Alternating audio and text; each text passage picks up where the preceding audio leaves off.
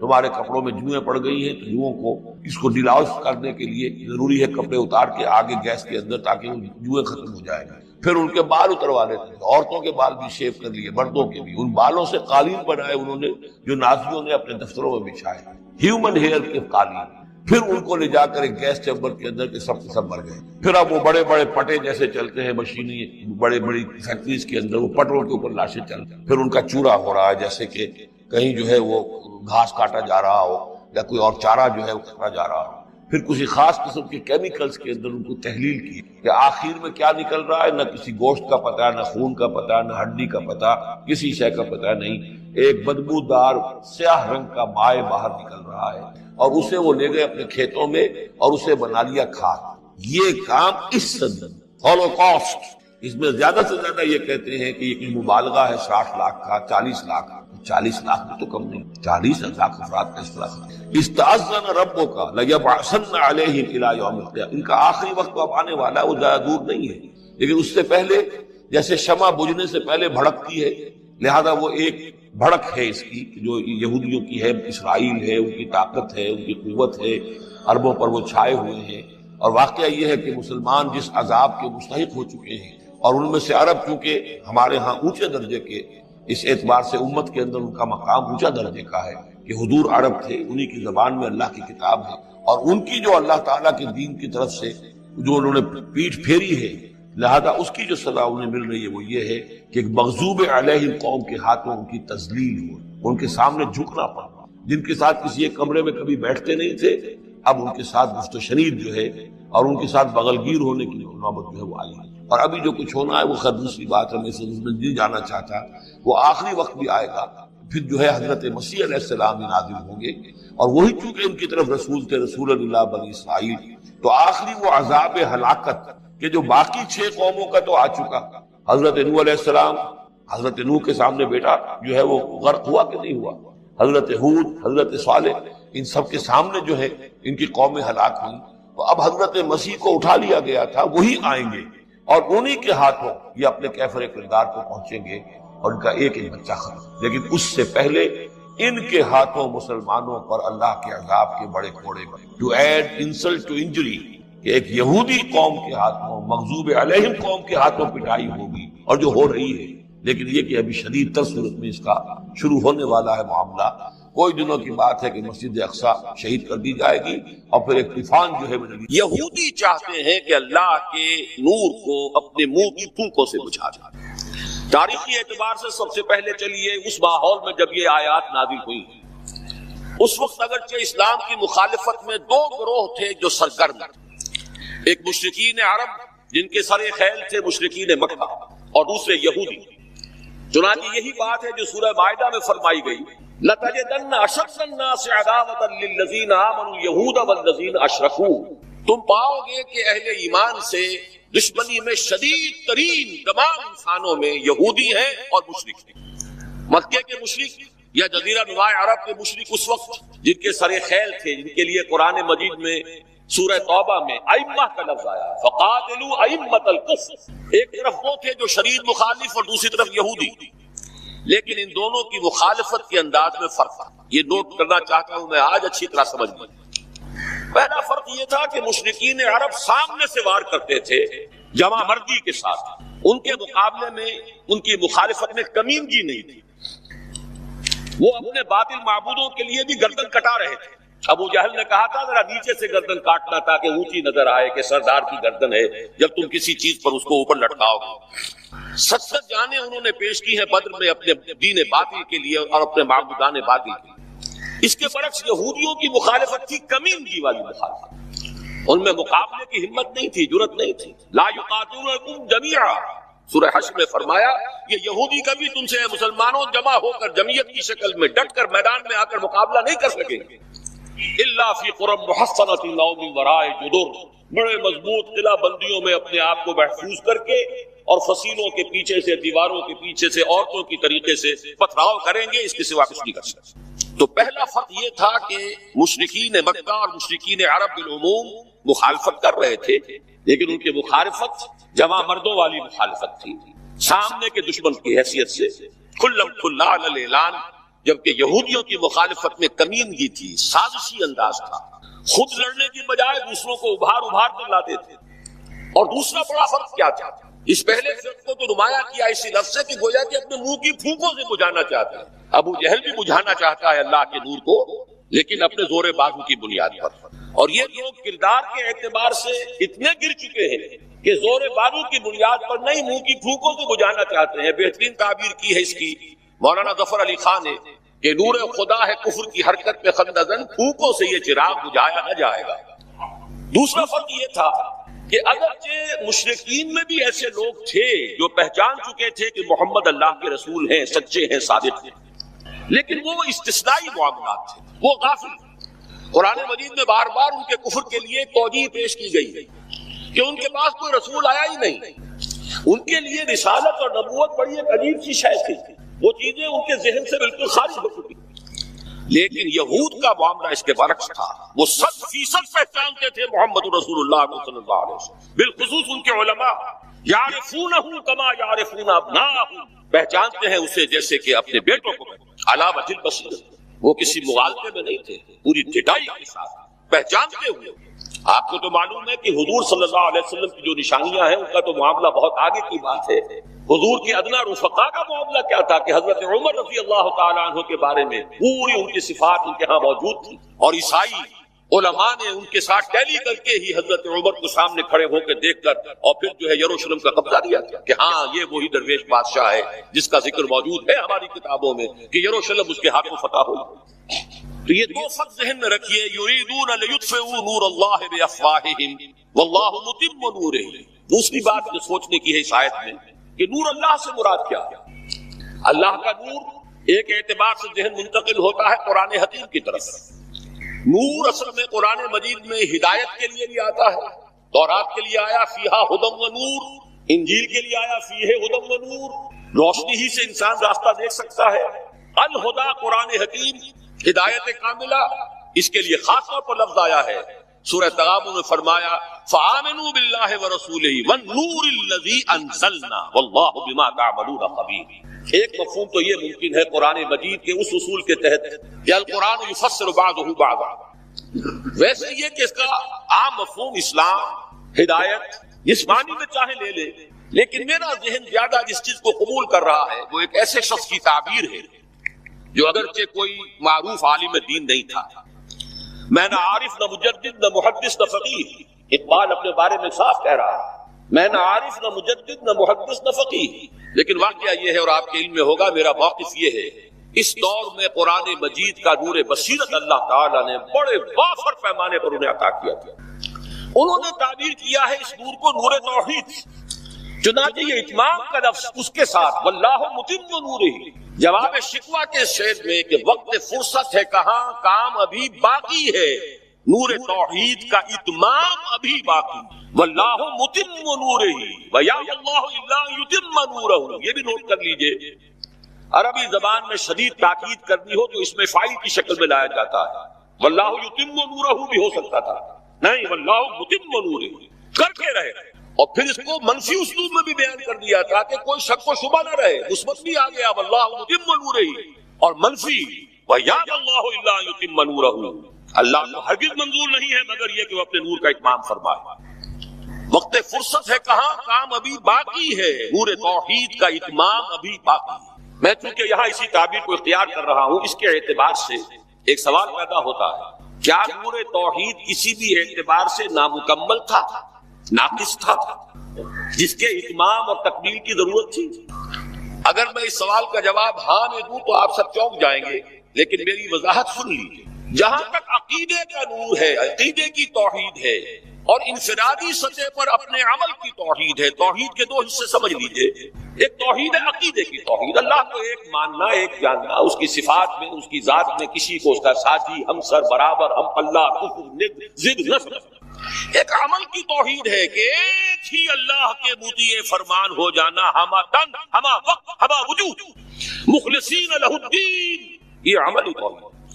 تو عقیدے کی توحید اور انفرادی سطح پر عمل کی توحید ہر دور میں مکمل رہی، حضرت آدم کی بھی مکمل تھی، حضرت نوح کی بھی مکمل تھی، تمام انبیاء کرام کی مکمل تھی، نہ ان کی عقیدے کی توحید میں کوئی کسر ہو سکتی تھی، نہ انفرادی سطح پر عمل کی توحید تھی۔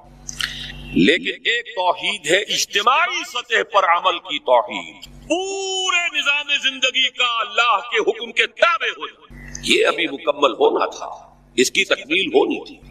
افراد موحد تھے اپنی زندگیوں میں بھی، اپنے عقیدے میں۔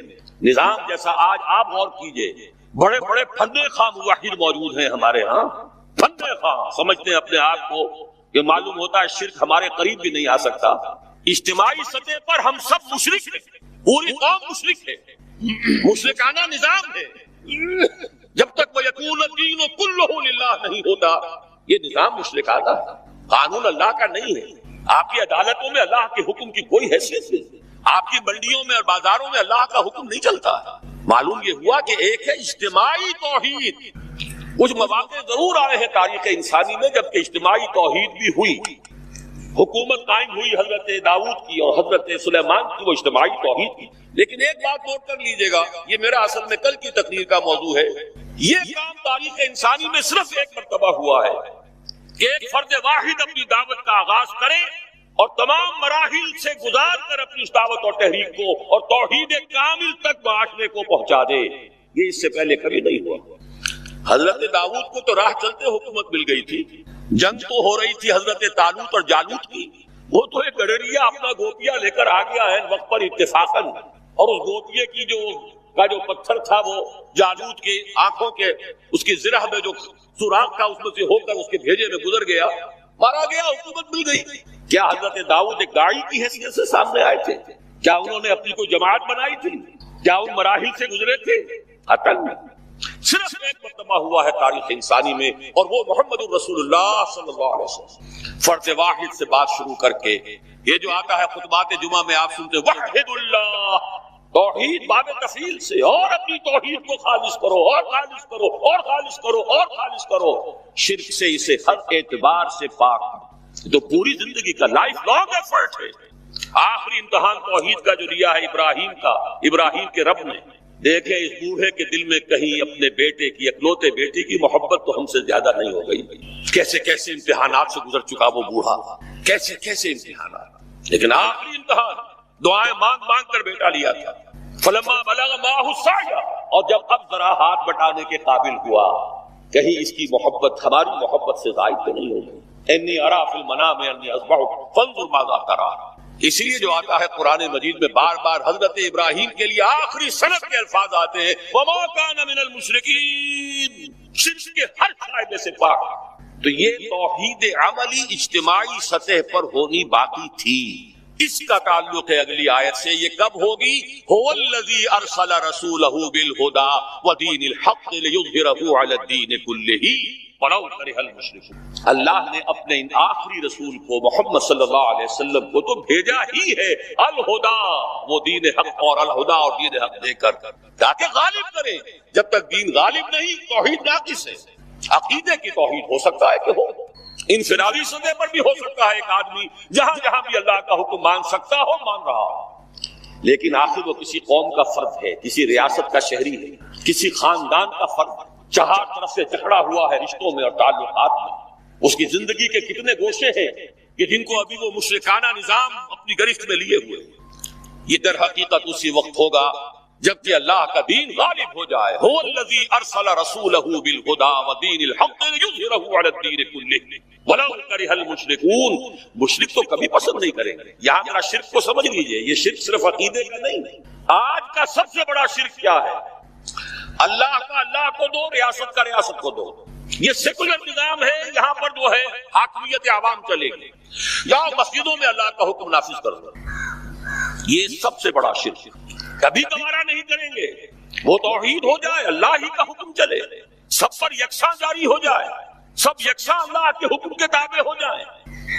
وَلَوْ كَرِهَ الْمُشْرِكُونَ، مشرک کبھی نہیں چاہیں گے، لیکن ان کی مخالفت کے علی الرغم، ان کی ساری ریشہ دوانیوں کے باوجود، ان کی تمام سازشوں کے باوجود اللہ کا دین غالب ہو۔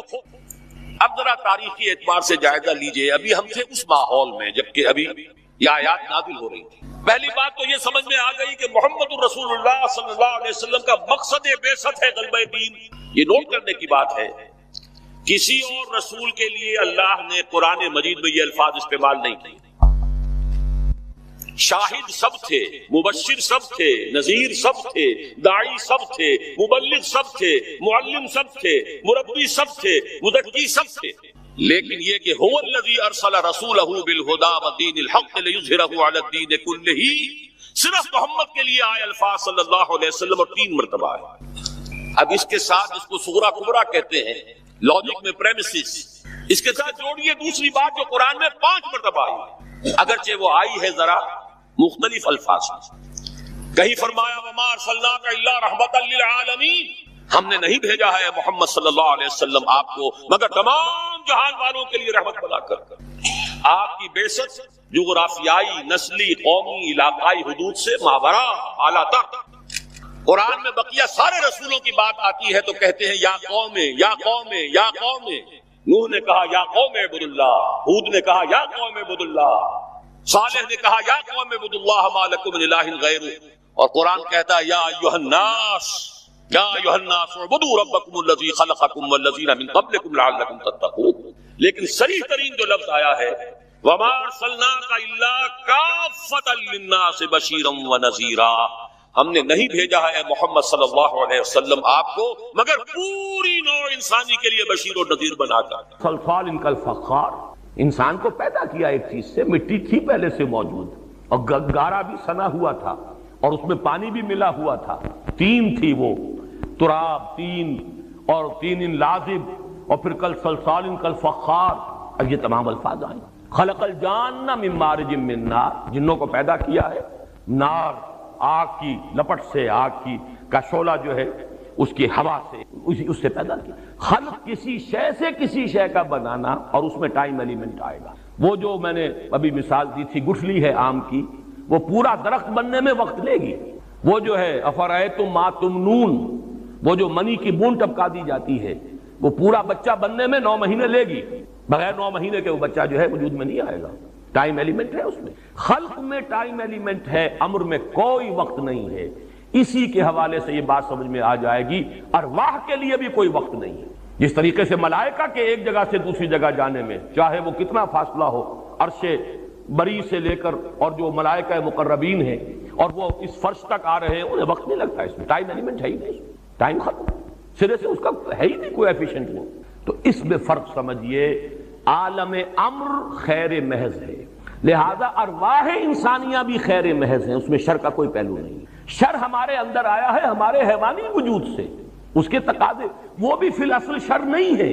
اللہ نے ہمارے اندر یہ تقاضے رکھے ہیں، ضروری ہیں. پیٹ کھانے کو مانگتا ہے، اسی سے زندگی کا سلسلہ چلے گا. اسی سے یہ آپ برن کرتے ہیں اور کیلوریز اور وہ اپنے لیے حرارت حاصل کرتے ہیں کہ جو آپ کو قوت دیتی ہے. اسی طرح آپ کے اندر اگر جنسی جذبہ ہے، اسی سے تناسل ہے. یہ شر محض نہیں ہے. لیکن یہ جب انسان کے کنٹرول سے باہر ہو جائیں، سرکش ہو جائیں اور یہ اگر غلط راستوں پر پڑ جائے تو شر وجود میں آ جائے گا. اعتباری شے ہے، فی الاصل تو شر نہیں ہے. لیکن یہ کہ ہمارے اندر بھی اگر کوئی شر ہے تو وہ ہمارے اس جو ہماری وجود کا کمتر حصہ ہے، لوور لیول ہے، وہاں سے آ رہا ہے. ورنہ روح انسانی شر سے پاک ہے. عالم امر اس میں خیر محض ہے، فرشتوں میں کوئی شر نہیں. عالم خلق میں شر ہے اور وہ شر ان کی محدودیت ہے، اس کی وجہ سے وہ شر کے پہلو پیدا ہوئے. اب آیا سوال کہ جب پھر ہم کیا کہیں گے حضور صلی اللہ علیہ وسلم، اسی میں پھر انبیاء، صلحاء، اتقیاء ان سب کا معاملہ آ جائے گا کہ کیا ان میں وہ شر ہے. تو واقعہ یہ ہے کہ جہاں تک وہ وجود جو ہے انسانی وجود یا جسے ہم حیوانی وجود کہیں، مادی وجود، اس میں تو شر ہے. یہی وجہ ہے کہ حضور نے فرمایا میرے ساتھ بھی شیطان ہے. آپ نے یہ نہیں فرمایا میرے ساتھ شیطان نہیں ہے. ہر انسان کے ساتھ ایک شیطان ہے. اور آپ سے پوچھا گیا کہ آپ کے ساتھ بھی ہے؟ فرمایا ہاں ہے. لیکن پھر مختلف الفاظ آتے ہیں، کہیں یہ کہ میں نے اسے مسلمان کر لیا ہے، کہیں یہ کہ میں اس کے شر سے محفوظ ہوں. یہ بات دوسری ہے کہ حضور کی روح اتنی نورانی ہے، وہ اتنی پرفتوح ہے کہ آپ کے وجود کا وہ جو مادی حصہ ہے اس پر پوری طرح غالب ہے. اس لیے آپ کو ہم کہیں گے خیر محض. لیکن یہ نہیں، اپنے وجود کے اعتبار سے عالم خلق ہونے کے پہلو سے آپ کے اندر بھی وہ پہلو موجود تھا. آپ کے اندر بھی وہ جو داعیات ہیں انسانی وہ موجود تھے، داعیات نفسانی موجود تھے، ہوائی جو ضروریات انسانی اور حیوانی موجود تھے، سب کچھ تھا. البتہ یہ کہ روح کا غلبہ اتنا ہے، وہ پورے وجود پر اس طریقے سے غالب ہے کہ نتیجے کے اعتبار سے زیرو ہو گیا ہے شر، لیکن یہ نہیں کہ وہ حقیقت اصلاً موجود نہیں تھا۔ تو اس بات کو نوٹ کر لیجئے، قل اعوذ برب الفلق من شر ما خلق۔ اصل میں تو اس سورہ مبارکہ کا مضمون ان 2 آیتوں کے حوالے سے مکمل ہو گیا۔ باقی 3 آیتیں ما خلق ہی کے 3 حصوں کی مزید وضاحت ہے۔ ما خلق جو الفاظ ہیں ان کی عمومیت دیکھیے تو وہ تو گویا کہ پورے وجود پر، پورے مخلوقات پر، من حیث ہوا مخلوق، جس اعتبار سے وہ مخلوق ہے وہ شر اس کے اندر موجود ہے، اس کی محدودیت کی بنا پر، لہذا وہ تمام چیزیں اسی میں مندرج ہیں، لیکن ان کو مزید واضح کیا ہے ضروریات انسانی کے لیے۔ وَمِن شَرِّ غَاسِقٍ إِذَا وَقَبَ، یہاں پھر وہ لفظ آ گیا جس میں تھوڑی سی وضاحت کی ضرورت ہوگی۔ غسق کے معنی جو ہے اس میں بھی خاصا اختلاف ہے اہل لغت کے مابین۔ غسق تاریکی کو بھی کہتے ہیں، اور مراد اکثر نے لیا ہے رات جبکہ وہ چھا جائے، رات جبکہ وہ تاریک ہو جائے۔ یہ معنی بھی لیے گئے کہ اس کا اصل مفہوم ہے ٹھنڈا ہو جانا، رات جبکہ ٹھنڈی ہو جائے، یہ بھی گویا کہ رات کے گہرے ہو جانے کا یہ ایک انداز ہے۔ ایک مفہوم یہ بھی ہے کسی شے کے غسق ہونے کا مطلب کیا ہے؟ اصل الغسق الامتلاء، کسی شے کا بھر جانا، رات بھر گئی، گویا کہ رات جو ہے گہری ہو گئی، تو بھر جانا بھی اس کا مفہوم ہے۔ اس اعتبار سے، اور وقب کا لفظ بھی ایک ہی مرتبہ آیا قرآن مجید میں، غصب کا تو پھر بھی آیا ہے دوسری جگہ پر، لیکن یہ ہے کہ وقب کا لفظ صرف ایک مرتبہ آیا۔ اس کے مفہوم میں بھی بڑا اختلاف ہے۔ کسی شے کا غائب ہو جانا، کسی شے کا کسی سوراخ میں اتر جانا، یہ دونوں مفہوم اس کے اندر موجود ہیں۔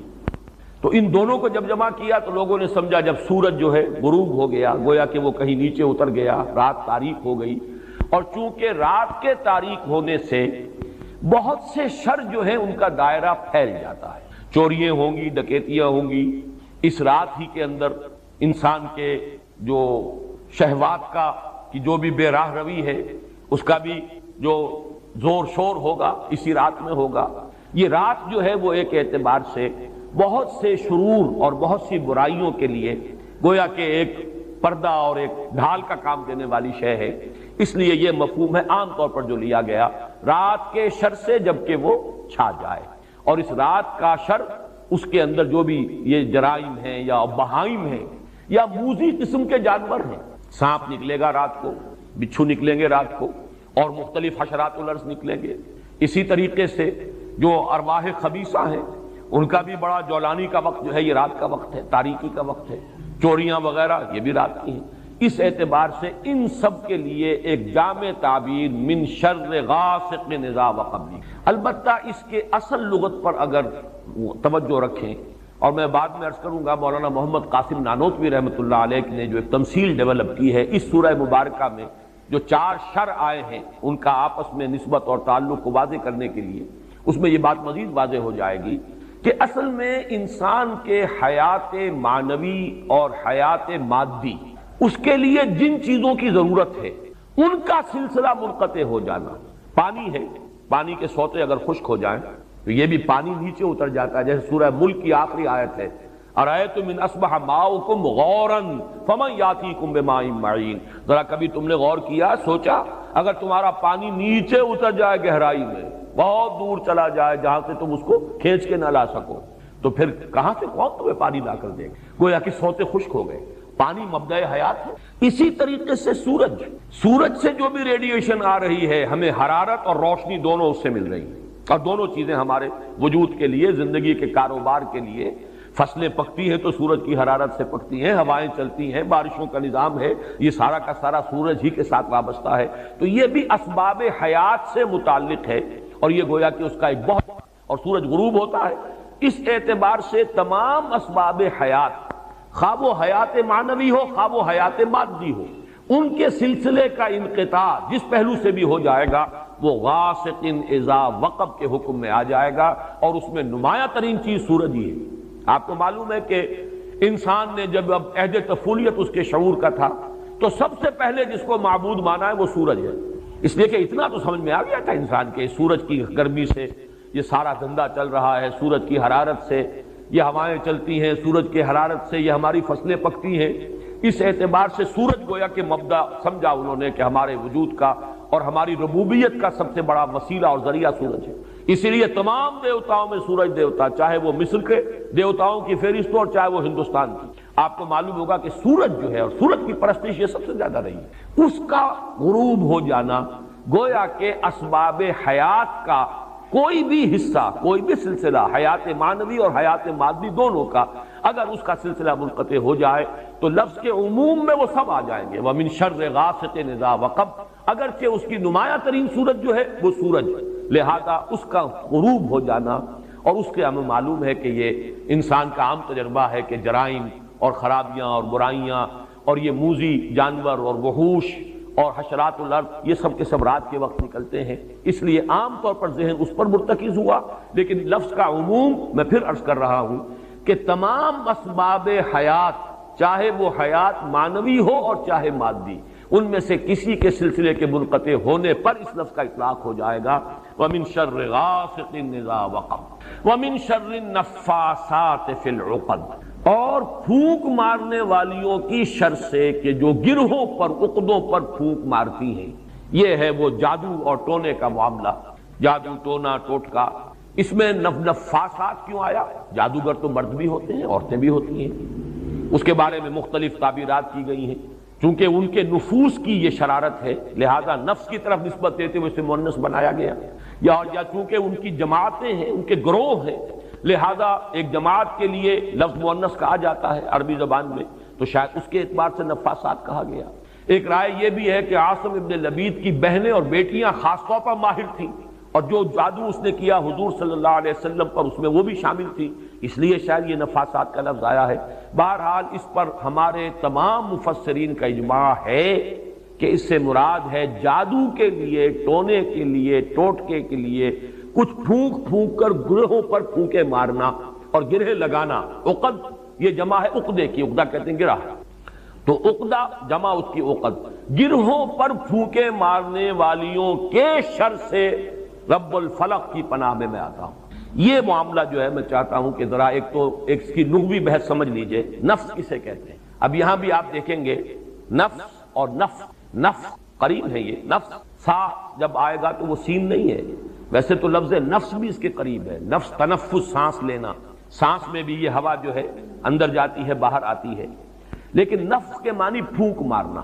نفس اس کو کہتے ہیں پھونک کو جس کے ساتھ کوئی تھوک وغیرہ شامل نہ ہو۔ نفس وہ ہے جو زور کے ساتھ پھونکا جائے، پھونک ماری جائے تو کچھ نہ کچھ لعاب جو ہے اس کے ساتھ شامل ہو جاتا ہے۔ تفل کہتے ہیں باضابطہ پھونکنے کو۔